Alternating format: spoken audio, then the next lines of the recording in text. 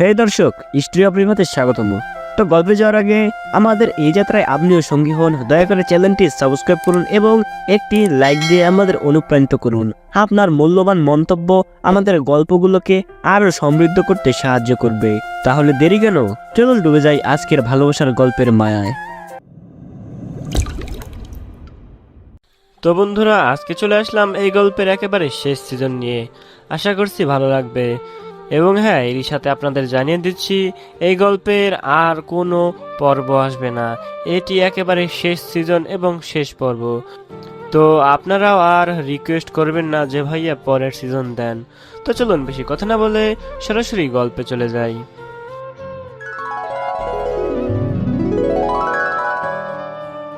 Multiverse এত বিশাল হবে সেটা আমি কখনো চিন্তাও করিনি।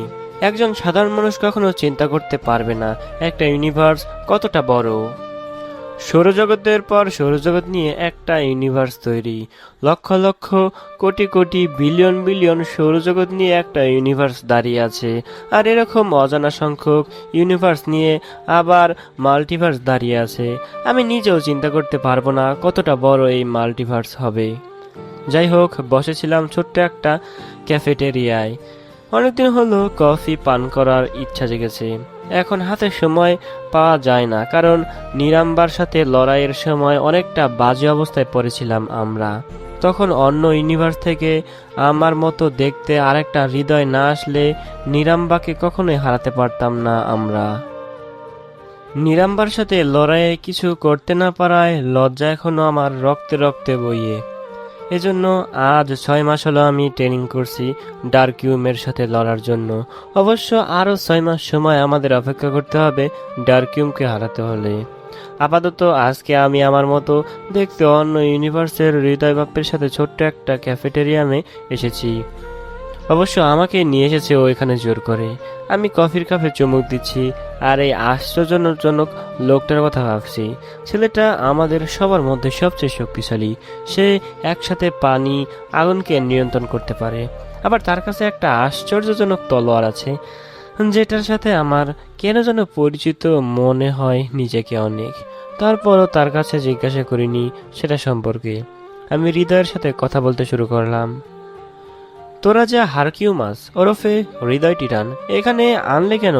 আরো ভালো একটা জায়গায় যেতে পারতাম আমরা। আমি আর তোমার বোন তো এই জায়গাতেই আসি প্রতিদিন কফি খেতেই। কফির সাথে বাইরের ফুলের বাগান দুটোই এখানে অনেক সুন্দর। কি, তুমি অনুর সাথে রোজ আসো এখানে? হ্যাঁ, তোমার বোনই রোজ নিয়ে আসে আমাকে। আমি বুঝতে পারছি না একটা জিনিস, আমার আর তোমার চেহারা একই, এখন একই, যেহেতু তুমি রিয়েল ফর্মে আছো তাই। তাহলে আমার বোন আমাকে জোকার বলে তোমার সাথে ডেট করে কিভাবে? তোমাকে একটা স্পেশাল কথা বলি আমার সম্পর্কে। হ্যাঁ বলো। আমার কাছে এরকম ক্ষমতা আছে যেটা যে কোনো মেয়ের মনকে গলিয়ে দিতে পারে। তাই যে মেয়ের সাথে আমি কথা বলি সে পটে যায়। এটা কোনো কথাই না, তুমি মিথ্যা বলছো। মেয়ে পটানো কারো ক্ষমতা না। ঠিক আছে, বিশ্বাস হচ্ছে না তো? না, হচ্ছে না। তাহলে এই ক্যাফেতে যে প্রথম মেয়েটা আসবে এখন আমি তাকে পটাবো এবং দেখো তার থেকে কি শুনিব। প্রথম দেখাতে কিস না, থাপ্পড় পাবা। ঠিক আছে, তাহলে দেখা যাবে কি হয়। আমরা দুজনেই বসেছিলাম, কিন্তু কোনো মেয়ে আর আসলো না। তবে হঠাৎ একটা মেয়ে আসলো, একটা বাচ্চা নিয়ে। তারা সোজা কাউন্টারে চলে গেল যেখানে খাবার সাজানো রয়েছে। আমরা একটু পিছনে থাকায় তাদের দেখতে পাইনি কে তারা, তবে পিছন থেকে তাদের অনেক পরিচিত মনে হচ্ছিল আমার। দেখো কিভাবে পটাই আমি। পারবে না কখনো, কারণ মেয়েটাকে দেখে মনে হচ্ছে সে বিবাহিতা এবং তার সাথে ওটা তার মেয়ে। দেখে যাও, তুমি প্রেম গুরুর সাথে বসে আছো এখন। হৃদয় পুরো কনফিডেন্স হয়ে উঠে গেল। তাদের সামনে গিয়ে প্রথমে পেছনে থেকে ছোট্ট মেয়েটাকে কোলে তুলে নিল এবং মেয়েটাকে হাই বলল। আমি ভাবলাম মেয়েটার ছোট বাচ্চাটাকে কোলে নেওয়ার কারণে সে হৃদয়কে থাপ্পড় দেবে, কিন্তু না, সেরকম কিছুই হলো না। বরং উল্টো মেয়েটা কান্না করে দিয়ে হৃদয়কে জড়িয়ে ধরলো। মেয়েটা হৃদয়কে জড়িয়ে ধরার পর আমি তার চেহারা দেখে অবাক হয়ে গেলাম। এটা আর কেউ না, বরং নীলা। সেই নীলা যে আমার বিয়ে করা বউ। আমার অস্তিত্ব ত্যাগ করার ফলে সে আমাকে চিনতে পারে না, যার কারণে তার কাছে আমি যেতে পারবো না। যেহেতু আমি আমার এই পৃথিবীর অস্তিত্ব হারিয়েছি বেঁচে থাকার ফলে, তাই আমাকে এই পৃথিবীর কেউ আর চিনতে পারবে না।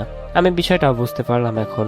শুধু আমি আমার অস্তিত্ব হারানোর ফলে আমাকে কেউ চিনতে পারবে না, কিন্তু হৃদয় তার অস্তিত্ব হারায়নি, কারণ সে অন্য গ্রহ থেকে এসেছে, অন্য ইউনিভার্সের। আর সবচেয়ে অবাক করার বিষয় হলো সে আমার মতোই দেখতে, যেটার কারণে নীলা তাকে তার স্বামী মানছে। কোথায় ছিলেন আপনি? জানেন আমি কত খুঁজেছি আপনাকে। আপনার কি কোনো ধারণা আছে কতটা কষ্টের মধ্যে আমাকে আর আপনার মেয়েকে থাকতে হয়েছে? হৃদয় প্রথমে কোনো কথা বলল না। আমার রাগ উঠে আসলো, কারণ নীলা হৃদয়কে জড়িয়ে ধরেছে আমাকে ভেবে। যদিও আমি তাকে ছাড়াতে পারতাম, কিন্তু কেন জানি পারছি না। হৃদয় কোনো কথা না বলে সোজা নীলার ঠোঁটে একটা চুমু দিয়ে দিল এবং বলতে লাগলো, সরি, আপনি আমাকে অন্য কাউকে দিয়ে ভুল ভাবছেন। আমি আপনার হৃদয় না, আমার নাম হারকিউমাস। আর আমি ওই যে দেখতে পাচ্ছেন ওই ছেলেটার সাথে বাজি ধরেছিলাম যে এই ক্যাফেতে যে মেয়ে প্রথমে আসবে তাকে আমি কিস করব। তাই আপনাকে কিস করতে হলো। আপনি হয়তো আমাকে অন্য কারোর সাথে গুলিয়ে ফেলছেন। ও, আমি সরি। আমি দেখলাম হৃদয় একটা স্পেল ব্যবহার করেছে নীলার উপরে। আমি জানি না স্পেলটা কিসের, তবে আমি চাই না হৃদয় কোনো খারাপ কিছু করুক নীলার সাথে। নীলা মেয়েটার সাথে একটা আইসক্রিম কিনে চলে গেল। হৃদয় এসে আমার পাশে বসলো। দেখছো, আমাকে এমনিতেও কিছু করতে হয়নি।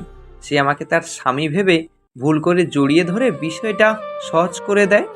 অবশ্য আমি একটা স্পেলের সাহায্যে ভুলিয়ে দিয়েছি এখানে কি হয়েছে, তাই এসব নিয়ে সে কখনো ভাববে না। এখন দেখলে তো আমার উপরে সব মেয়েরাই পাগল হয়ে যায়। এতক্ষণে আমি একটু কন্ট্রোলে ছিলাম, কারণ এখান থেকে নীলা চলে গেছে। আমি চাই না এখানে কোনো ধ্বংসের মাঝে তারা দুজনে ভেসে যাক। আমি এখন এই হৃদয়ের বাচ্চাকে না মেরে ছাড়বো না। ওর সাহস হলো কিভাবে আমার নীলাকে চুমু দিল। এতদিনে নীলা আমি আমার সমস্ত ক্ষমতার উপরে পুরো নিয়ন্ত্রণ করতে শিখে গেছি, যেটার কারণে আমি আর কাউকে ভয় পাই না।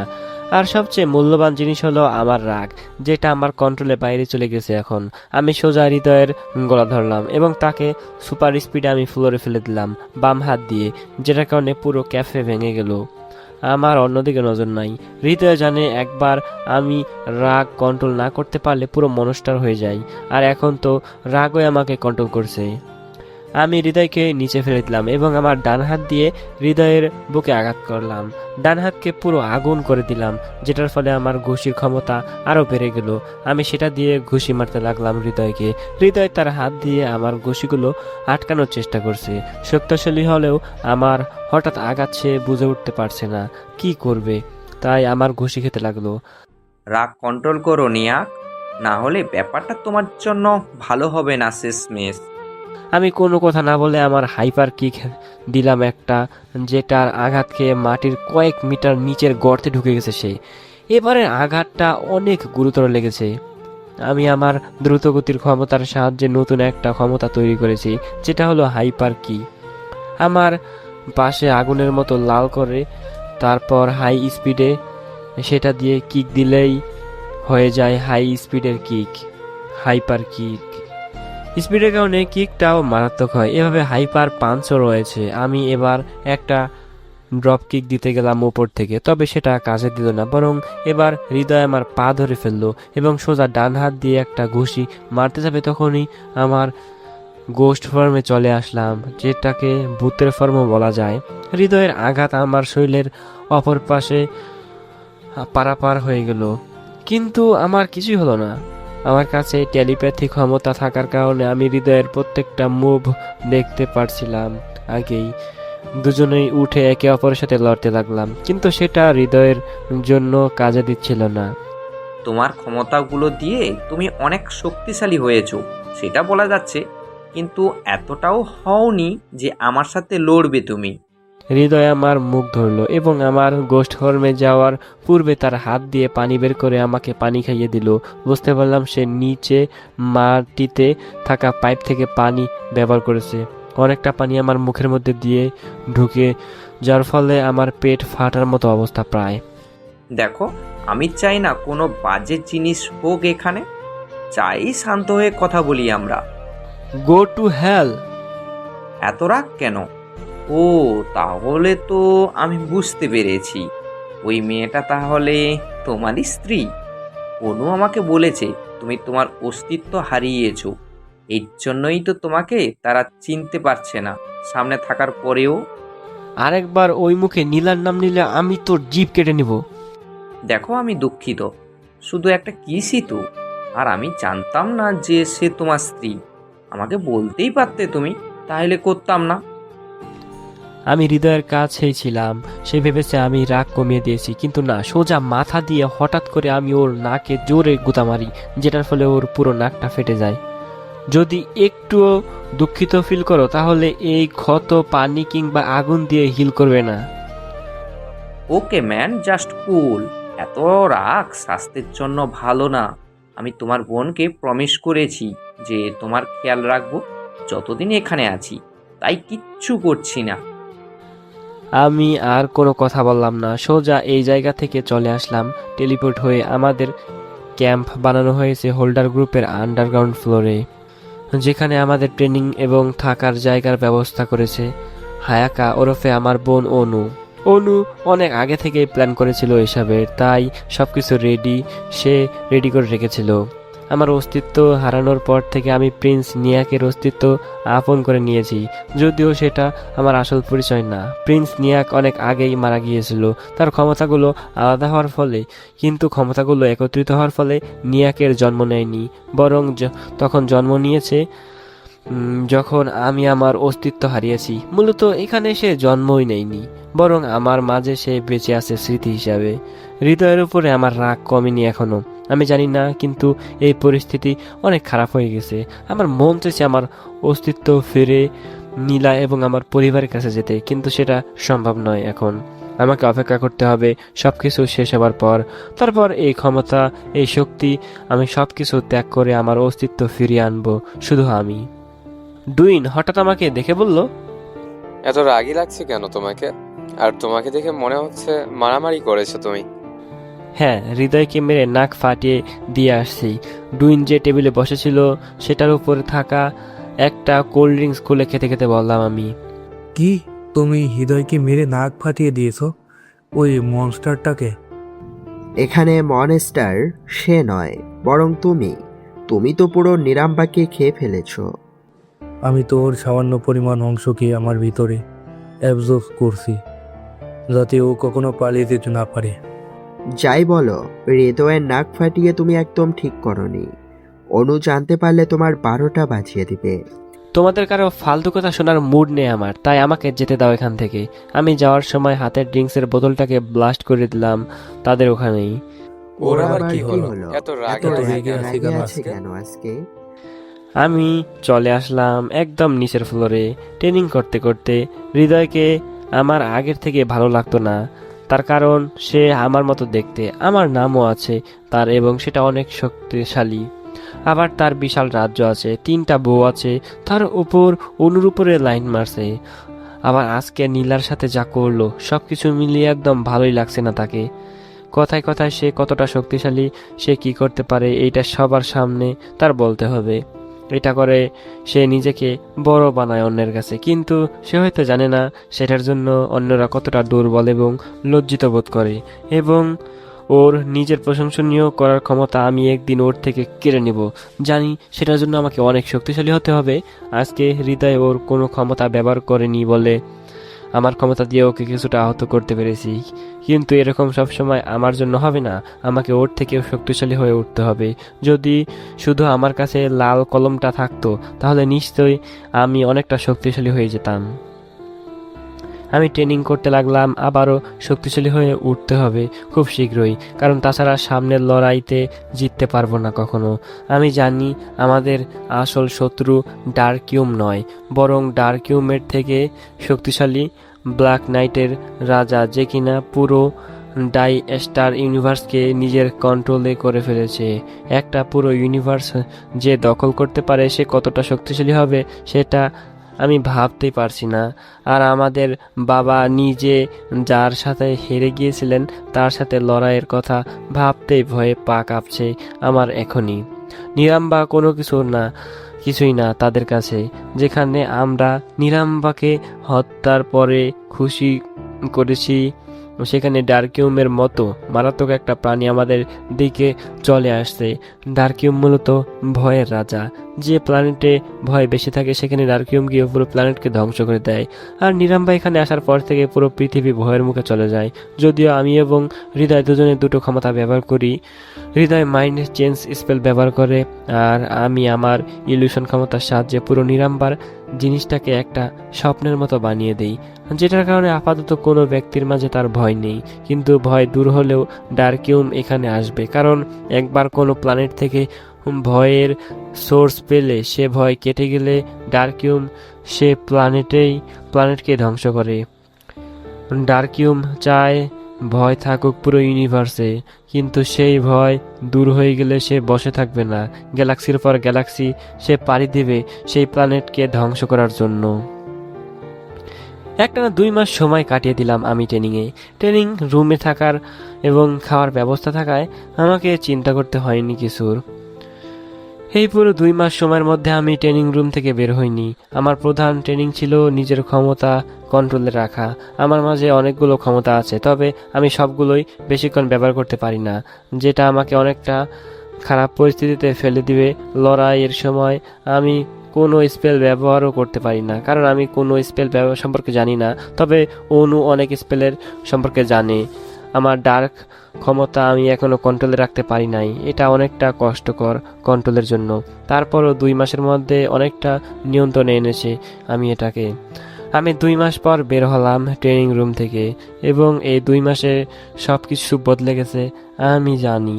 আমার বের হওয়ার সাথে সাথে গুয়েন আমাকে বলতে লাগলো, প্রিন্স নিয়াক, স্বাগতম আপনাকে আপনার ট্রেনিং শেষ করার জন্য। আমাকে প্রিন্স বলতে হবে না, গুয়েন আগে বলেছি।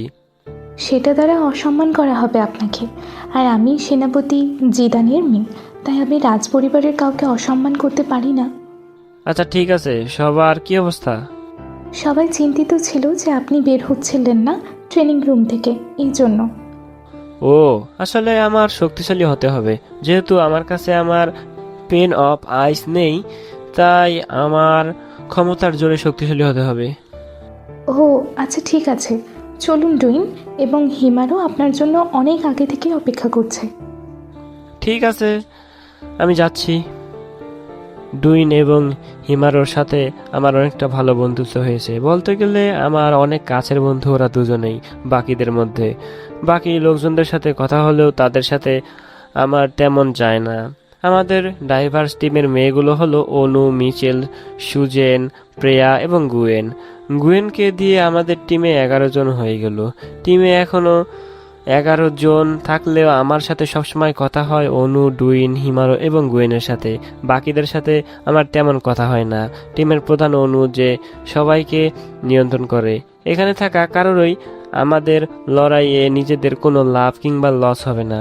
নিরাম্বা কিংবা ডার্কিউম শুধু আমাদের এই 2 স্টার এবং ডাইস্টার ইউনিভার্সে থাকতে পারে। তারা এখানে নিজেদের ইউনিভার্স বাঁচাতে নয়, বরং ইন্টারেস্টিং কিছু করতে পারবে তাদের লাইফে, এই জন্য এসেছে। সবাই নতুন নতুন অ্যাডভেঞ্চারের জন্য এসেছে আমাদের সাথে। সবাইকে নিয়ন্ত্রণ করার ক্ষমতা খুব ভালো করে রাখে। যদি কখনো আমাদের আসল ইউনিভার্সে পৃথিবী মুক্ত করতে পারি ব্ল্যাক নাইটের থেকে, তাহলে অনুই সেখানে রানী হয়ে যেতে পারবে। আমার মাঝে তো দুজনকে আদেশ করিয়ে কাজ করার ক্ষমতাও নেই, কিন্তু এটা অনু ভালো করে নিয়ন্ত্রণ করতে পারে। আমি গুয়েনের সাথে হেঁটে হেঁটে চলে আসলাম মিটিং রুমে, যেখানে হিমারো এবং ডুইন বসে আছে। বাকি কাউকে দেখতে পারছি না আমি। নিয়াক, তাহলে 2 মাস পরে বের হলে তুমি? তোমার জন্য চিন্তিত ছিলাম। বাকি সবাইকে দেখতে পাচ্ছি না যে। দুপুরের সময় সবাই নিজের নিজের ভালোবাসার সাথে লাঞ্চ করতে গিয়েছে। কি? হ্যাঁ, অনু হৃদয়কে নিয়ে গেছে, প্রিয়া রেনুকে নিয়ে গেছে, সুজন গেছে আয়ানকে নিয়ে। বাকি আছি আমি, তুমি, ডুয়েন এবং মিচেল।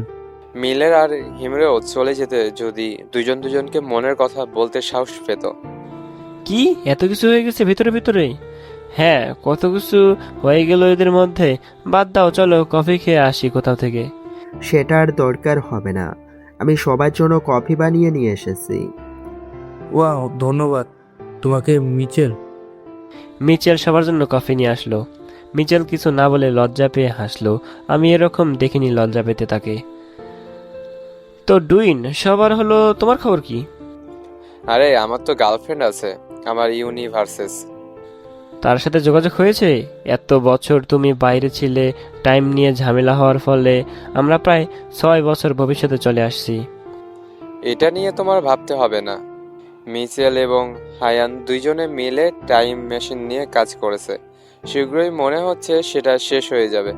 আর একবার আমাদের কাজ এখান থেকে শেষ হলে আমরা চলে যেতে পারবো যে সময়ে আমরা এখানে এসেছিলাম সে সময়ে।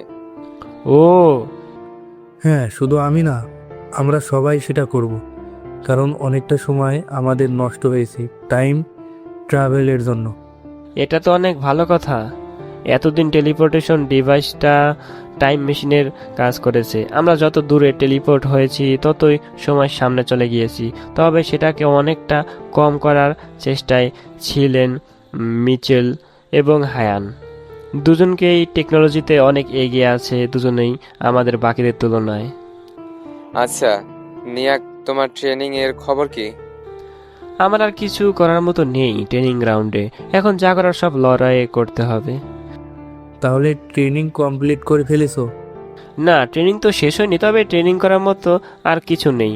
সব কিছুই শেখা হয়েছে, এখন শুধু এসব ঠিক মতো ব্যবহার করতে হবে। তোমার ক্ষমতাগুলো হৃদয়ের কাছে থাকলেও মনে হয় এই পুরো ইউনিভার্সের সবচেয়ে শক্তিশালী লোক হয়ে যেত। আবার ওই হৃদয়ের কথা? না, আসলে ও সাধারণ, ওর পানির ক্ষমতাতেই এত সুন্দরভাবে নিয়ন্ত্রণ করতে পারে যে আমরা কেউ ওর পানির ক্ষমতার সাথে ওকে হারাতে পারবো না। নিয়াক, আমি জানি তুমি আরো শক্তিশালী হবে, কারণ আমাদের সবার মধ্যে তুমি একজন যার কাছে অনেক ধরনের ক্ষমতা আছে। তোমাকে শুধু এগুলো ব্যবহার সম্পর্কে জানতে হবে ঠিক মতো। হ্যাঁ, এটা ঠিক। চলো, সবাই তো বাইরে কাপল হয়ে ঘুরতে গিয়েছে, আমরা না হয় গ্রুপ নিয়ে ঘুরে আসি। হ্যাঁ, এটা ভালো বুদ্ধি। আমি, মিচেল, ডুইন, হিমারো এবং গুয়েন একত্রে বের হলাম হোল্ডার গ্রুপের মধ্যে থেকে। একটা সময় এই হোল্ডার গ্রুপ অনেক বড় একটা ক্রিমিনাল অর্গানাইজেশন ছিল, অবশ্য যার সবটাই মিথ্যা ছিল। আসলে এটা অনেক বড় একটা টেকনোলজিক্যাল কোম্পানি। পৃথিবীর সেরা 10 বড় এবং ধনী কোম্পানির মধ্যে এটা একটা। এটার প্রধান অফিস রয়েছে ফ্রান্সে, যেখানে অনুর নিচে অনেকে কাজ করে। আমরা এখানে থেকে যত আনন্দ মজা করি, যত টেকনোলজি বানাচ্ছি, যত অস্ত্র বানাচ্ছি, সব হোল্ডার গ্রুপের অর্থ থেকে আসছে। আর এটা অনেকটা একটা সাব অফিস। এখানে অনু আমাদের থাকার জন্য ব্যবস্থা করেছে। নিরাম্বা এবং ডার্কিউমের সাথে লড়ার জন্য অনু অনেক পূর্ব থেকে প্রস্তুতি নিয়েছে, যেটা আমি তার নেটওয়ার্ক তৈরি দেখেই বুঝতে পেরেছি। আমি আগে এদিকে বেশি নজর দেইনি। তবে নিরাম্বাকে হারানোর পর অনু নিজেই বলেছে সে এত কিছু কিভাবে করেছে। যাই হোক, তার নেটওয়ার্কে তাকে এখন লাভ নেই। আমি বেরিয়ে পড়লাম বাকি 4 জনের সাথে।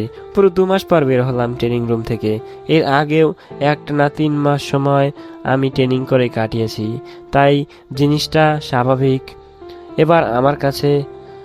আর শুধু আমি নয়, বরং সবটা সময় বাকিরাও ট্রেনিং করেছে। তবে মনে হচ্ছে না আমরা 4 জন, ডুইন, আমি, হিমারো এবং গুয়েন বাদে অন্যরা কঠোর ট্রেনিং করেছে।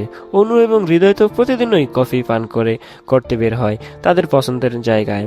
আর বাকি 2 কাপলদের তো একই অবস্থা। অবশ্য অনুকে আগে নিজের বোনের মতো না দেখলেও আমার নিয়াকের পুরনো স্মৃতি আসার পর থেকে ওকে আপন বোনের মতো দেখা শুরু করেছি।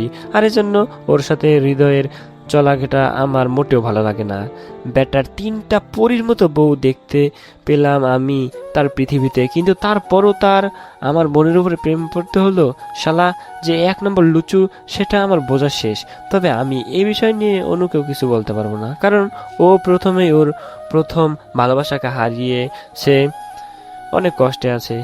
আমি একটা জিনিস বুঝতে পারছি না, যদি ওর ভালোবাসার ওই ছেলেটার নিয়াকের সম্পূর্ণ ক্ষমতা পেত, তাহলে তো অনুর ভাই হয়ে যেত। তখন ওকে ভালোবাসতো কিভাবে?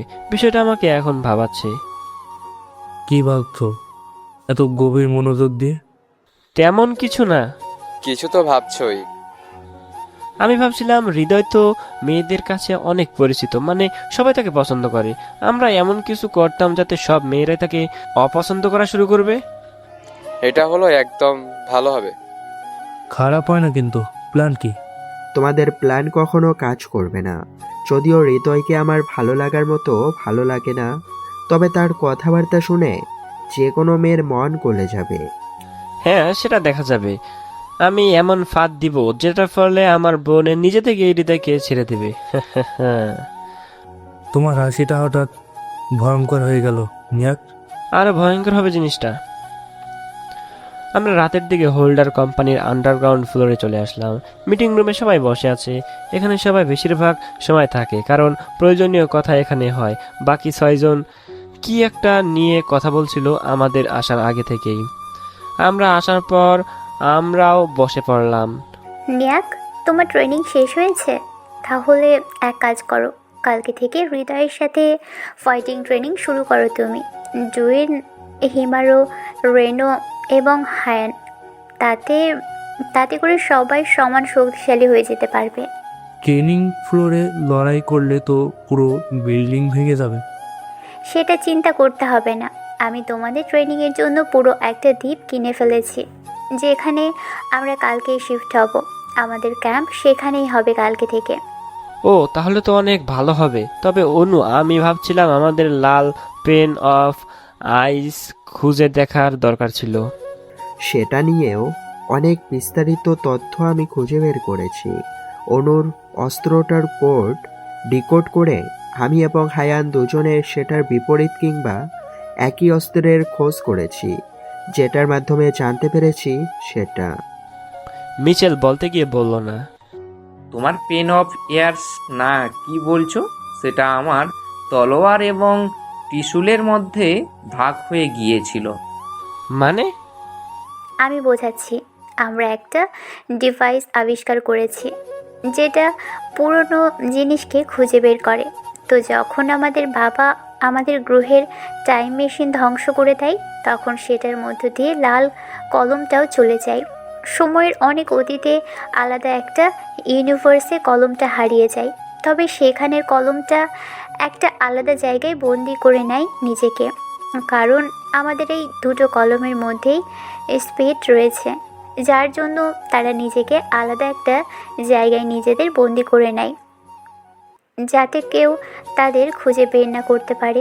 সময়ের সাথে সাথে কলমটা দুটো ভাগে ভাগ হয়ে যায়, একটা তলোয়ার হয়ে যায় এবং অন্যটা ত্রিশূল, যার দুটোই হৃদয়ের হাতে পড়ে যায়। কারণ দুটোই অবস্থান করছিল হৃদয়ের ইউনিভার্সের পৃথিবীতে। এটা কিন্তু মিচিং, এটা আমার হওয়ার কথা ছিল। এটা কোনো কথা?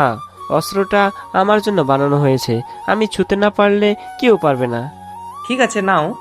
যদি তুমি ধরতে পারো এটা, তাহলে তোমার অস্ত্র তোমার হয়ে যাবে। হৃদয় তার হাত মুঠো করলো, সাথে সাথে তার হাতে তলোয়ারটা চলে আসলো। সে আমাকে বাড়িয়ে দিল তলোয়ারটা। আমি ধরলাম তার হাতল, কিন্তু এত গরম হবে তলোয়ারটা, সেটা কখনো বুঝতে পারিনি। মনে হচ্ছে আমি লাভার মধ্যে হাত ঢুকে দিয়েছি, যেটা আমি মোটেও সহ্য করতে পারছিলাম না, যার কারণে আমি ফেলে দিলাম তলোয়ারটা। নিয়াক, এই হলুদ আর লাল দুটো কলম মূলত আমাদের জন্য তৈরি হয়নি, বরং তাদের জন্য তৈরি হয়েছে যারা সব কিছু হারাতে রাজি অন্য একজনের জীবন বাঁচাতে। তুমি এখনও সেটা যোগ্য হওনি। আচ্ছা, বাদ দাও, আমার এরকম ফালতু কোনো অস্ত্র লাগবে না। আমার খুব ঘুম পাচ্ছে, আমি গেলাম। আমার হাত এখনো জ্বলছে, সেটা পুড়ে গেছে তলোয়ারের হাতল ধরার পরেই। তবে হিলিং ক্ষমতা থাকার জন্য আমার হাত হিল হচ্ছে আস্তে আস্তে। একটা জিনিসই আমার চিন্তায় আসছে না, যে আমার যা থাকার কথা সেটার সবই হৃদয় কেড়ে নিয়েছে বা নিচ্ছে বা নেওয়ার চেষ্টা করছে। ওর সাথে কি আমার জন্মগত কোনো শত্রুতা আছে? প্রথমে আমার বোনকে, তারপর আমার নিজের বউকেও কিস করেছে, এবং এখন সে আমার অস্ত্র ব্যবহার করা শুরু করেছে, যেটা আমার কাছে থাকার কথা ছিল। আমি সঠিক জানি না, কিন্তু আমার কেন যেন মনে হচ্ছে এই হৃদয় আমার আসল শত্রু। কে এই হৃদয়? ওর সম্পর্কে আমাকে আরও ভালোভাবে জানতে হবে। এখন যেভাবে আমার চিন্তা যাচ্ছে, হয়তো ওর সাথে আমার অনেক বড় বন্ধুত্ব হবে কিংবা শত্রুতা। ভাগ্য আমাদের কোন দিকে নিয়ে যায়। সেটা এখন দেখার পালা। দেখা যাক কি হয়। তবে আপাতত আমার ওকে নিয়ে চিন্তা না করে ঘুমাতে হবে। অনেকদিন হলো শান্তিমতো ঘুমানো হয় না। আজকে মন মতো ঘুমাবো, কারণ আজকে ট্রেনিং নেই। কালকে আমাদের নতুন লোকেশনে যেতে হবে। জানি না দ্বীপটা কেমন হবে। আমার ভাবতেই অবাক লাগে, অনুর কাছে এত টাকা আছে যে সে পুরো একটা দ্বীপই কিনে ফেলেছে। আমি অবাক হলাম বিষয়টা জানতে পেরে। যদিও জানি অনেক ধনী তার কোম্পানি, কিন্তু যত টাকা এতদিন শেষ করা হয়েছে তাতে মনে হয় না একটা দ্বীপ কেনার মতো টাকা থাকবে ওর কাছে। আমি বেশি আশ্চর্য হয়েছি এটা শুনে যে কোনো দেশ দ্বীপও বিক্রি করে। যাই হোক, কালকে দ্বীপে যাওয়া যাবে, আজকে ঘুমাতে হবে। আমরা পরের দিন হোল্ডার কোম্পানির টপ ফ্লোরে উঠলাম সকালেই। নাস্তা করার পরে অনু আমাদের এখানে আসতে বলেছে, যেখানে আমরা পৌঁছাতে একটা বিশাল জেট বিমান দেখতে পেয়েছি। অবশ্য এটা সাধারণ কোনো জেট বিমান না, পৃথিবীর সবচেয়ে ভয়ঙ্কর জেট বিমানকে রাশিয়ার জেনারেলের সাহায্যে অনু এখানে নিয়ে এসেছে এবং এটাকে মিচেল, হায়ান, রেনো মিলে আপগ্রেড করেছে, যেটার ফলে এটা একটা মনস্টার রূপ নিয়েছে।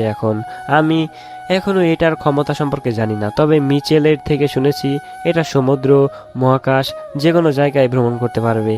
এছাড়া এটার এনার্জিও ইনফিনিট, মানে এর মাঝে যে এনার্জি সোর্স ব্যবহার করা হয়েছে সেটা কখনো শেষ হবে না, যেটা মিচেলের প্ল্যানেট থেকে এসেছে। মানে আমরা মহাকাশের যে কোনো প্রান্তে যেতে পারবো এটা দিয়ে, তারপরও এর এনার্জি শেষ হবে না। শুনলেই অবাক লাগে, এরকম একটা জিনিসও আদৌ আছে। সাধারণ মানুষের কাছে বললে তারা পাগল বলবে, কিন্তু এটা শুধু আমাদের এই পৃথিবীতেই নতুন, কারণ বাইরের গ্রহের প্রাণীরা এই ইনফাইনাইট এনার্জি দ্বারা গ্যালাক্সির পর গ্যালাক্সি ভ্রমণ করে। আমরা সকলে জেটের উপরে উঠলাম। জেটের নামও আমাদের টিমের সাথে মিলে রাখা হয়েছে, ডাইভার্স জেট। মূলত আমাদের টিমের নাম ডাইভার্স রাখা হয়েছে কারণ ডাইভার্স মানে এক ইউনিভার্সের সাথে আরেকটা ইউনিভার্সের লিঙ্ক। আর যেহেতু এখানে আমরা একজন এক ইউনিভার্সের, তাই অনু আমাদের টিমের নাম রেখেছে ডাইভার্স। আমরা আমাদের নতুন জেট প্লেনে প্রবেশ করলাম। সাথে সাথে মাথার উপর থেকে ছাদ খুলে গেল, যেটার পর আমাদের জেটের উপর দিয়ে জেট উপরে উঠতে শুরু করলো। জেট ফ্লোর থেকে টেক অফ করার সাথে সাথে পুরো ইনভিজিবল হয়ে গেল, যেটার কারণে আমাদের কেউ বাইরে থেকে দেখতে পারবে না। মানে বাইরে থেকে আমাদের জেট কারো চোখে পড়বে না। তাছাড়া এটা একটা নয়েজ ক্যান্সেলেশন জেট, যার কারণে কোনো আওয়াজ বাইরে থেকে কেউই শুনতে পারবে না। এটার পাশে থাকলেও যেটা আমাদের পরিচয়কে বাইরের সবার থেকে গোপন রাখবে। আমরা চাই না আমাদের পরিচয় দুনিয়ার সবাই জানুক, তাতে আবার অনেক সমস্যা সৃষ্টি হবে, যেটা অনেক গুরুতর পাওয়ার সংকট সমস্যা তৈরি করবে। আপাতত আমাদের জেট একদম হাইপার স্পিডে কিছু মিনিটে আমাদের গন্তব্যস্থলে পৌঁছে গেল। আমাদের জেট একটা বিশালাকার দ্বীপ, যেটার মাঝখানে একটা ভলকানো রয়েছে, যেটা দিয়ে মাটির ভিতরে লাভা বের হয়। অনেক সুন্দর একটা পরিবেশ, সেটা বুঝলাম। আমি ভাবিনি এত সুন্দর হবে দ্বীপটা। হ্যাঁ, কিন্তু আজ থেকে যে আমরা এখানে থাকবো তাতে সমস্যা তো তোমাদের হবে। তোমরা তো ডেটিং করতে পারবে না। কি বোঝাতে চাচ্ছ? আমরা ডেটিং করি শুধু?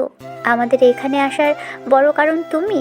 সেদিন তুমি রাস্তার মধ্যে লড়াই শুরু করেছিলে, সেটা কতটা ভয়ঙ্কর জানো? শুধু ভাগ্য ভালো কারো জীবন ঝুঁকিতে ছিল না। দেখো, সব কিছুতে তুমি আমার ভুল দেখবে না। হৃদয়ের সাথে প্রেম করেছো সেটা দেখা যাচ্ছে, তাই ওর ভুলগুলো দেখছো না। আমি কার সাথে কি করি সেটা তুমি তুলছো কেন?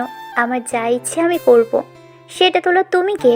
এখানে নিজেদের মাঝে ঝগড়া করে কোনো লাভ হবে না। নিয়াক, তুমি শান্ত হও, তোমার রাগ কন্ট্রোল করো। দেখো, তুমি আমার ভাই হওনি এখনো পুরোপুরি।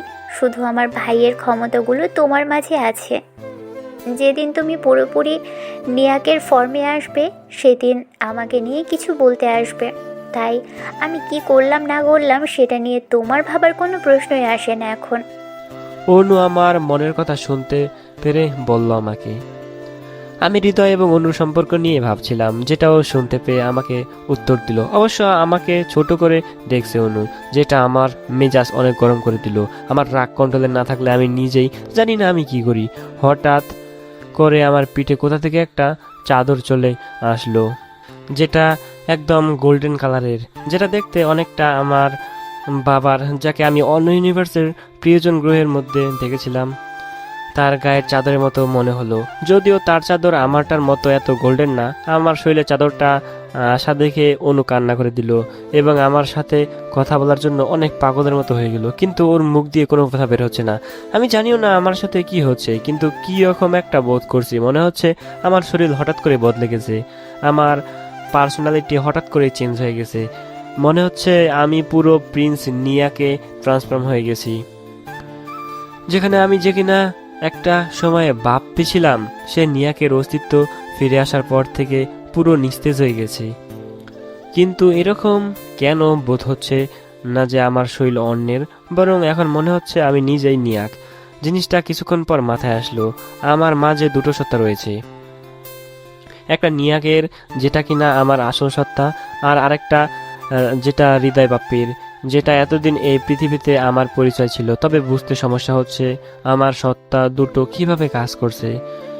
মনে হচ্ছে আমার অতিরিক্ত রাগের ফলে আমার নিয়াক এর সত্তা অ্যাক্টিভেট হয়ে যায়, যেটা আমাকে পুরো নিয়াকের ফর্মে ট্রান্সফর্ম করে। বিষয়টা আজব হলেও আমি আমার শরীরকে ভালো করে দেখতে লাগলাম।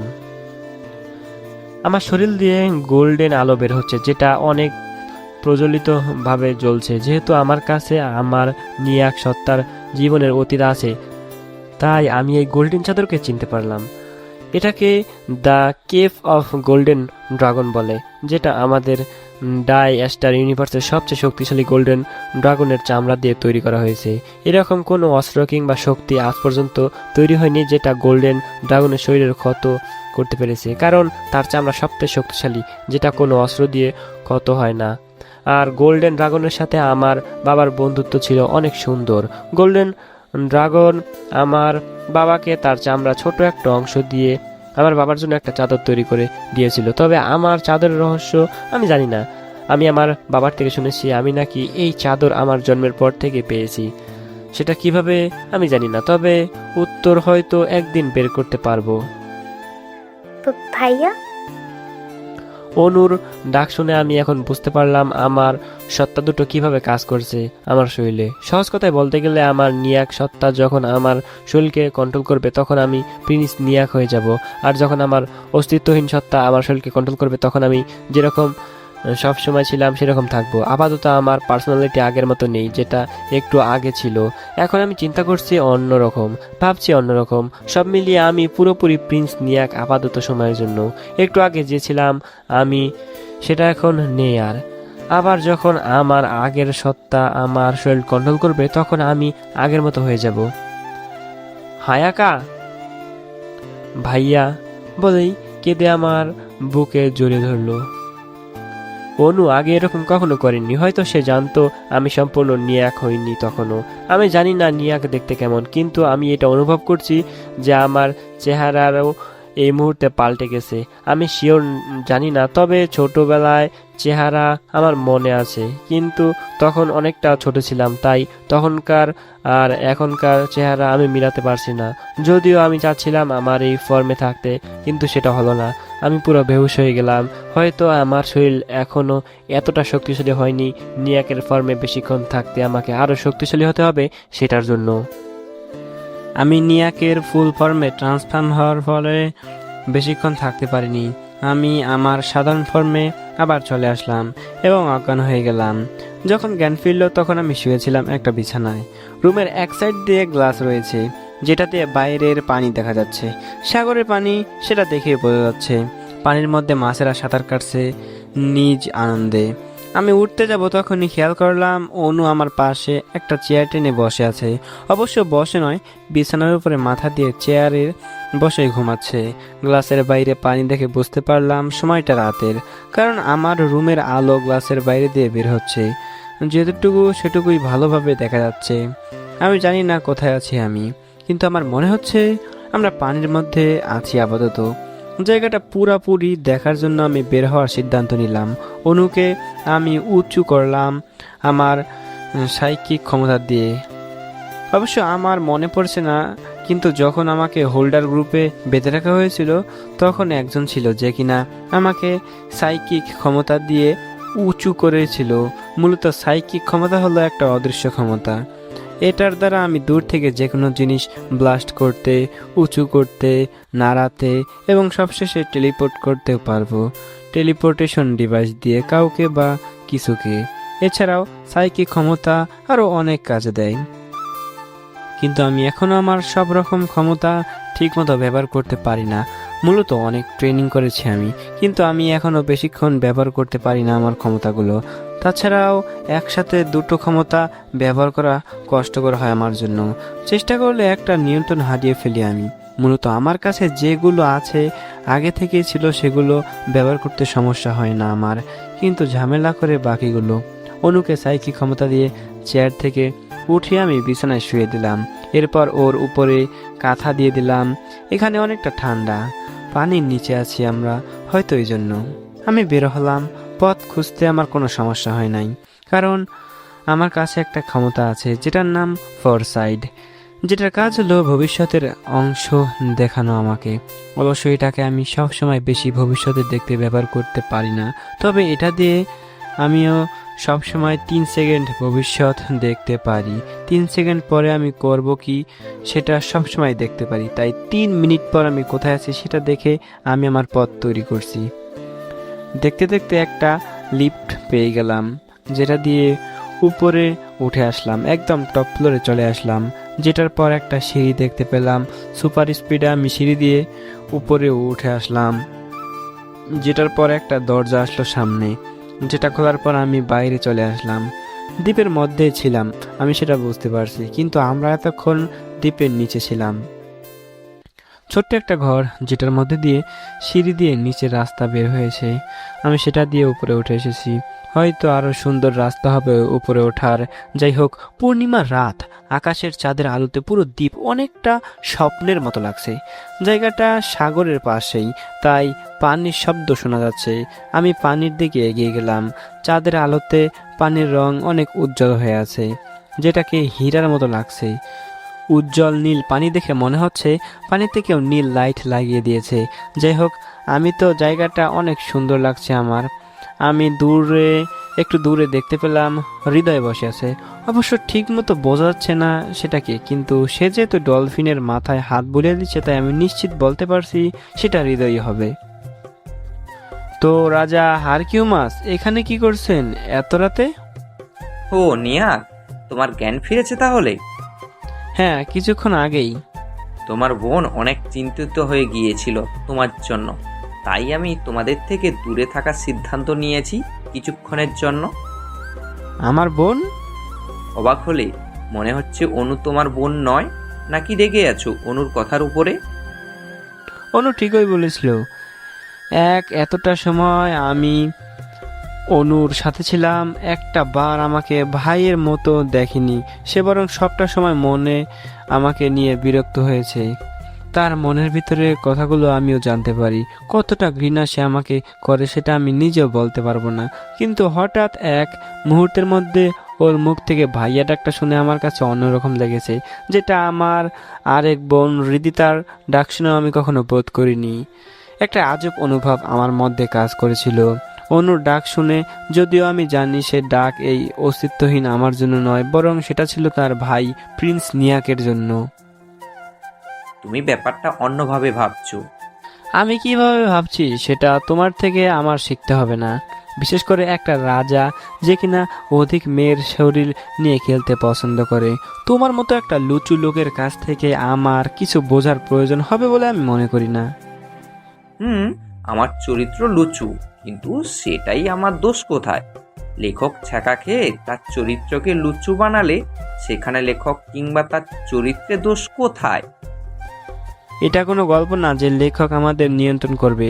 এটা বাস্তব দুনিয়া, যেখানে আমাদের উপরে কারো নিয়ন্ত্রণ নেই। যার যার স্বভাব তার কাজেরই ফল মাত্র। তুমি সবটা জিনিস ভুল ভাবছো।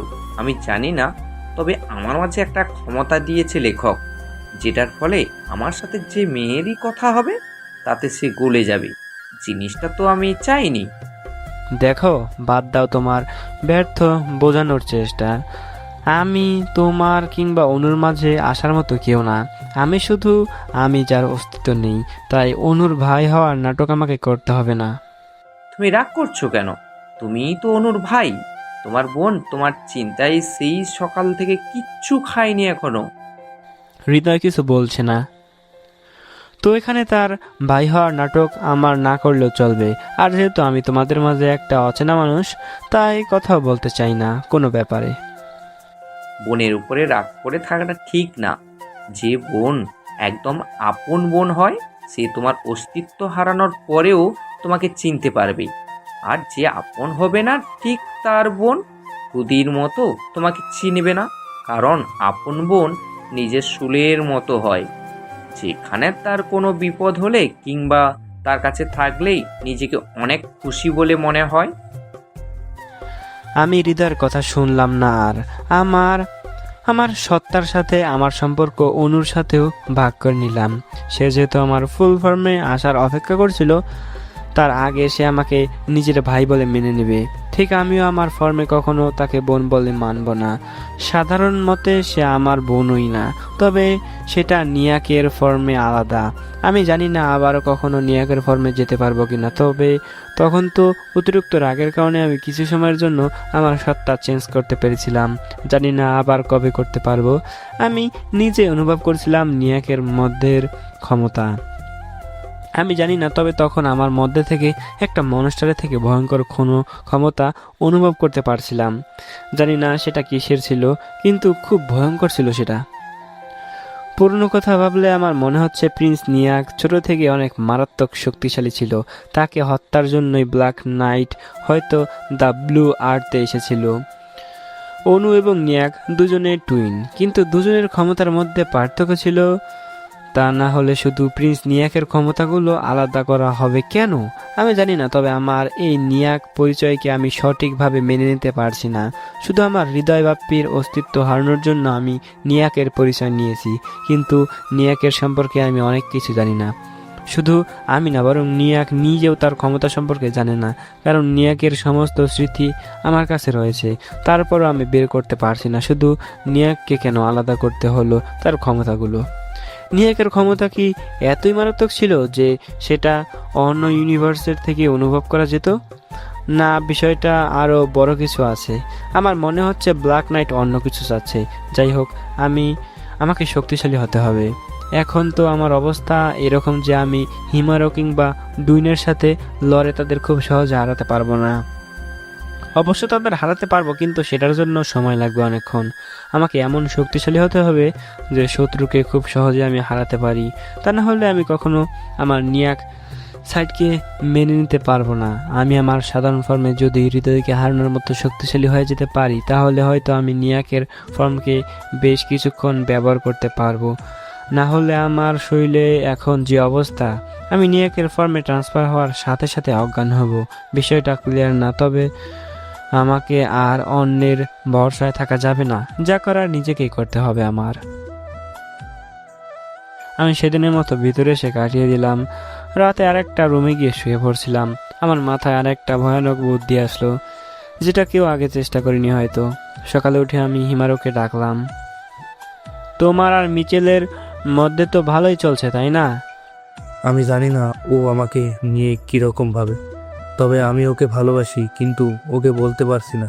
ঠিক আছে, তোমার মনের কথা আমি ওকে বলে দেব, কিন্তু তোমাকে একটা সাহায্য করতে হবে। হ্যাঁ, বলো। তোমার আর মিচেলের রিলেশন হয়ে গেলে তুমি মিচেলকে একটা জিনিস কাজ করতে বলবে। কি সেটা? Time training camp. সেটা কি? আমিও সঠিকভাবে বলতে পারবো না, কারণ সময়ের ব্যাপার তেমন জানি না। তবে মিচেল বিষয়টা বুঝবে, যেহেতু সে টাইম মেশিন প্রায় শেষ করেই ফেলেছে। আমার যেটা লাগবে সেটা এমন একটা জিনিস হবে যার মধ্যে অনেক সময় আসতে চলবে, যেখানে আমি আমার মন মতো ট্রেনিং করতে পারবো। এমন জিনিস হয় নাকি? তুমি ওকে বইলো ও পারবে কিনা, ও নিজেই বলবে। ঠিক আছে, এখন বলো আমার মনের কথা ওকে জানাবো কি করে? খুব সহজ। তুমি যে বললে তুমি ওকে ভালোবাসো, সেটা আমি রেকর্ড করেছি, যেটা ওকে শুনিয়ে দেব। আচ্ছা, ও কি বলে সেটা জানিও। আমি একজন টেলিপ্যাথিক, তাই ও যে তোমাকে ভালোবাসে সেটা আগে থেকেই জানি। ও চাচ্ছে তুমি ওকে গিয়ে প্রপোজ করো, এজন্য অপেক্ষা করছে। তুমি সত্য বলছো? হ্যাঁ, তুমি ওকে প্রপোজ করো, না হলে আমি গিয়ে এই রেকর্ড শুনিয়ে ওকে বলি তুমি লজ্জা পাচ্ছ। ঠিক আছে, আমি নিজেই বলবো সাহস করে, যা হওয়ার হবে। হিমারোর সাহসের ফলে আমি 1 সপ্তাহের মধ্যে পেয়ে গেলাম একটা টাইম লক রুম। অবশ্য হিমারোকে বলা নাম আমি নিজেই দিয়েছিলাম, আর টাইম লক রুম নাম দেয় মিচেল নিজেই। 1 সপ্তাহ পরে ওর সাথে আমার কথা হলো। দেখো, এই রুমটা তুমি যেরকম বলেছিলে সেরকমই। এটা সময়কে আটকে রাখতে পারে না, কিন্তু সময়ের স্পিড কমিয়ে দেয়। এই রুমকে আমি আমার ইউনিভার্সের সবচেয়ে শক্তিশালী ধাতু দিয়ে তৈরি করেছি, যার জন্য ভিতরে পারমাণবিক বোমা ফেললেও কিছু হবে না। ভিতরের সময় আস্তে কাজ করবে। মনে করো এখানে 1 মাস সময় গেলে ভিতরে 1 বছর সময় পার হবে, যতটা আমার ধারণা। এই রুমের ভিতর থেকেই লক করার ব্যবস্থা করেছি, যার কারণে বাইরে থেকে কেউ তোমাকে বের করতে পারবে না। তাই নিজের ইচ্ছা মতো ট্রেনিং করো, কেউ ভিতরে টেলিপোর্টও হতে পারবে না। এত তাড়াতাড়ি তৈরি করতে পারবে সেটা ধারণা ছিল না। সময়ের পিছনে এবং সামনে যাওয়ার যন্ত্র যদি তৈরি করে ফেলতে পারি, তাহলে এটা তো কিছুই না। ধন্যবাদ তোমাকে মিচেল। ধন্যবাদ তো তোমাকে দেওয়া দরকার, কারণ তুমি আমাদের এক করতে সাহায্য করেছো। এটা সেটার জন্য একটা গিফট আমার তরফ থেকে। আমার ইচ্ছা ছিল সবার থেকে আলাদা ট্রেনিং করা। ভিতরে মিচেল খাবারের ব্যবস্থা করেছে, যেটার কারণে আমাকে না খেয়ে মরতে হবে না। দেখা যাক কতদিন এখানে থাকতে পারি আমি, আর কতটা শক্তিশালী হয়ে উঠতে পারি সেটা থেকে। আমার টাইম লক রুমের মধ্যে অনেকটা সময় কেটে গেল। আমি নিজে বলতে পারবো না কতদিন সময় আমার কেটেছে, তবে এই পুরো সময় আমি ট্রেনিং করে কাটিয়েছি। 4 ঘন্টা ঘুম এবং 3 বার খাবার, তাছাড়া বাকি সময় ট্রেনিংয়ে কাটিয়েছি।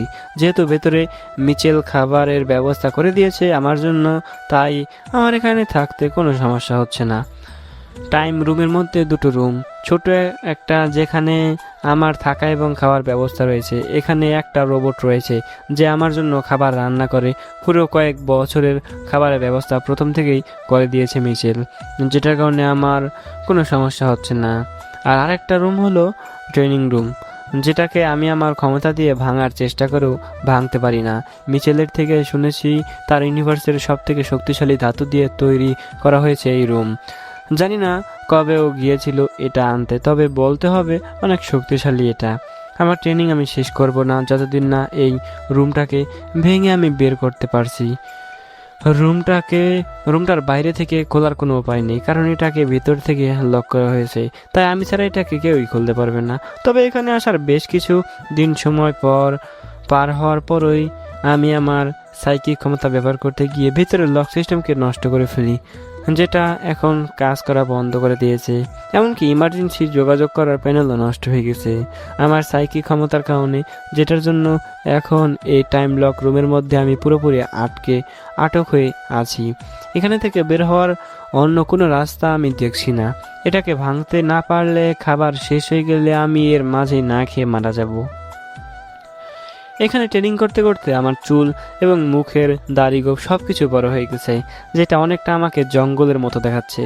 আমার পুরোপুরি থাকার ব্যবস্থা এখানে করা হয়নি, তাই আমি আপাতত ট্রেনিংয়ে বেশি ফোকাস করছি। এ পর্যন্ত ট্রেনিং করেও আমি নিয়াকের সেই ফর্মে নিজ ইচ্ছায় আসতে পারিনি। আমি শিওর নিয়াকের সেই ফর্ম ছাড়া আমি এই রুমের দেওয়াল ভাঙতে পারবো না। বাইরে কতটা সময় পার হয়েছে সেটা আমি জানি না, কিন্তু আমার মনে হচ্ছে এখানে আমি বোর হয়ে যাচ্ছি। আমি আজকে কয়েকদিন যাবৎ যোগব্যায়াম করছি, এটার ফলে আমার ব্রেনের সমস্ত সেলস নিশ্চুপ থাকে কিছুটা সময়ের জন্য এবং পরে চিন্তাশক্তি বেড়ে যায়। আমি সব ধরনের ট্রেনিং করেছি এখানে। আমার প্রতিটা ক্ষমতাকে আমি পুরো মুখস্থ হবে কীভাবে ব্যবহার করবে সব প্ল্যান করে ফেলেছি। কিন্তু এরপরও আমার মনে হচ্ছে আমি আগে যে জায়গায় ছিলাম সেখানে পড়ে আছি। আমি জানি না কীরকম ট্রেনিং আমার প্রয়োজন, কিন্তু আমার শরীর এই ট্রেনিংয়ের ফলে অনেকটা শক্তিশালী হয়েছে। বিশেষত আমার শরীরের মাংসপেশিগুলো অনেক ফুলেছে, যেটা আমাকে একজন হেভিওয়েট বডি বিল্ডারের মতো লুক দিচ্ছে। অবশ্য নিজের প্রশংসা করা ঠিক না, তারপরও আমাকে দেখতে অনেকটা শক্তিশালী লাগছে। দেখতে শক্তিশালী হলেও আমার ক্ষমতা শক্তি বাড়ছে না, বাড়লেও অনেক কম আকারে বাড়ছে। আমি সব ধরনের ক্ষমতা ব্যবহার করলেও এই দেয়ালের একটা দাগ লাগাতে পারি না, যেটা আমাকে অনেক চিন্তিত করছে দিন দিন। আমি জানি না এই দেওয়ালে এত শক্তিশালী নাকি আমার আঘাতগুলো সব দুর্বল, তবে একটা জিনিস লক্ষ্য করেছি, এখানে থেকে আমার লাভ হবে না। আমাকে শক্তিশালী হতে হলে অভিজ্ঞতার প্রয়োজন হবে, আর সেটা আমি সত্যিকারের লড়াইতে অর্জন করব। আর এখান থেকে বের হওয়ার চেষ্টা করে আমি পারছি না বের হতে। হয়তো এখানে আটকে আসি কয়েক বছর হয়ে যাবে। যেহেতু এখানে সময় অনেক ধীরে চলে, তাই আমি সঠিক বলতে পারছি না কতটা সময় পার হয়েছে এটার মধ্যে, কিন্তু বাইরে তেমন সময় কাটেনি সেটা জানি। আমি আমার যোগব্যায়াম ছেড়ে উঠলাম এবং হাত দুটো ড্রাগন বল জির নায়ক গলুর মতো করে দিয়ে লাল একটা এনার্জি বল তৈরি করলাম। বলটা ফুটবলের মতো আকার হবে। সাধারণভাবে এটা একটা 10তলা বিল্ডিংকে ধ্বংস করে দেওয়ার ক্ষমতা রাখে, তবে এখানে এটা কিছুই না। দেয়ালের কাছে মনে হলো তার গায়ে একটা ফুটবল গিয়ে লাগলো। বরাবরের মতো আবারও কিছু হলো না।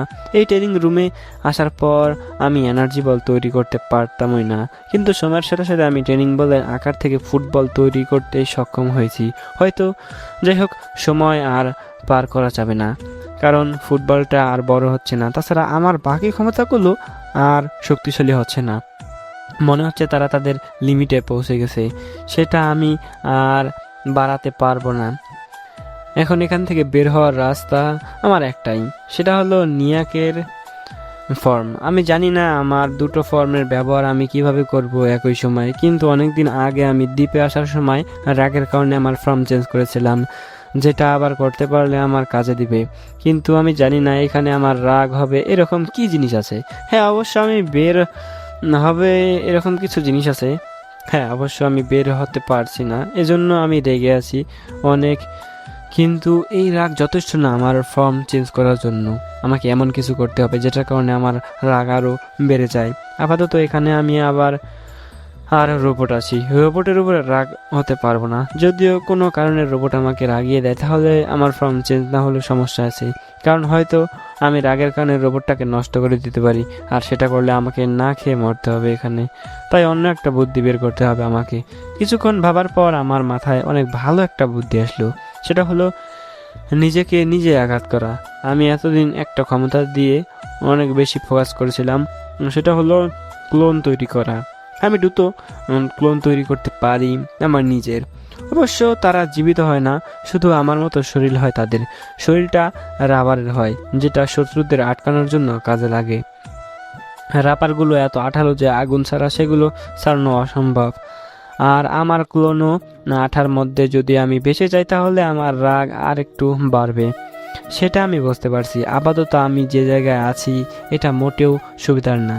আমি এখান থেকে এত তাড়াতাড়ি বের হওয়ার চিন্তা করতাম না, কিন্তু পরিস্থিতি খারাপ হয়ে গেছে। বাইরে বের হওয়ার একটাই উপায়, যেটাও আমার দ্বারা নষ্ট হয়ে গেছে। তাই এখানে থেকে তাড়াতাড়ি বের না হতে পারে আমি অনেক ভয়ানক একটা পরিস্থিতিতে পড়ে যাব। তাই আগে আমাকে বের হতে হবে। আমি আমার দুটো ক্লোন তৈরি করলাম এবং সে দুটোকে আঘাত করলাম আমার হাতকে আগুনের তৈরি করে। অবশ্য আমার হাতে আগুন হয় না, এটা দেখতে অনেকটা আগুনের মতো, কিন্তু আগুন না। এটা আমার হাতের ক্ষমতা বাড়িয়ে দেয়, যেখানে নর্মাল ঘুষির থেকে এভাবে ঘুষি মারলে অনেক মারাত্মক ফল দেবে। আমি ক্লোন দুটোকে দিলাম ঘুষি 2 হাত দিয়ে, এবং সাথে সাথে তাদের রাবারে আঠালো অংশকে আমি ফেঁসে গেলাম। এটার ফলে বের হওয়া অনেকটা অসম্ভব, তবে শক্তিশালী হতে হবে বের হওয়ার জন্য। আমার মনে হয় না হৃদয়ের শৈলেও এতটা শক্তিশালী আঠালো জিনিসটাকে ছিঁড়ে বের হওয়ার জন্য। তবে তার কাছে আগুনের ক্ষমতা আছে, যেটা তাকে খুব সহজে এই জিনিস থেকে বের হওয়ার সুযোগ দেবে, কিন্তু আমার জন্য সেটা হবে না।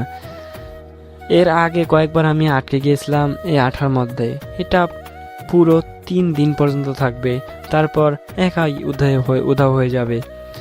এর আগে মারাত্মকভাবে না পেঁচালেও এবার কিন্তু আমি পুরো ঝাঁপ দিয়েছি দুটোর মাঝে, তাই নড়াচড়াও করতে পারছি না। দুটোর আঠা ফ্লোরে লেগে গেছে, যেটা আমাকে নড়ার সুযোগ দিচ্ছে না এবার।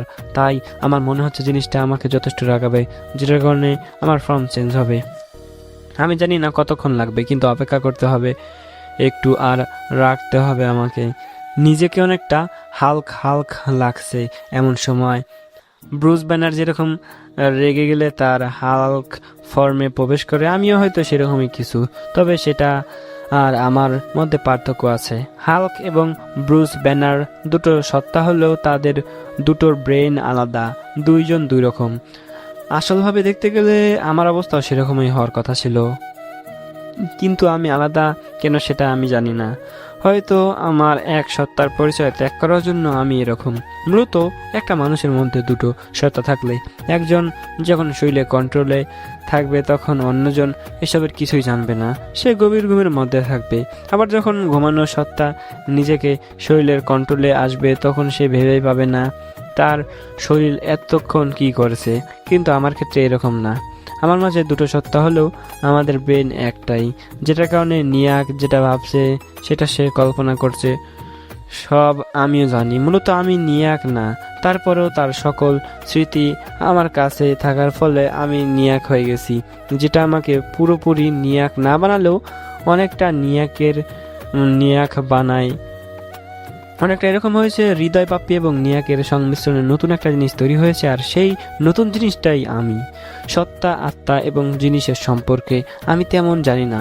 এটা সায়েন্সের কোনো জিনিস না, এটা ম্যাজিক্যাল জিনিস।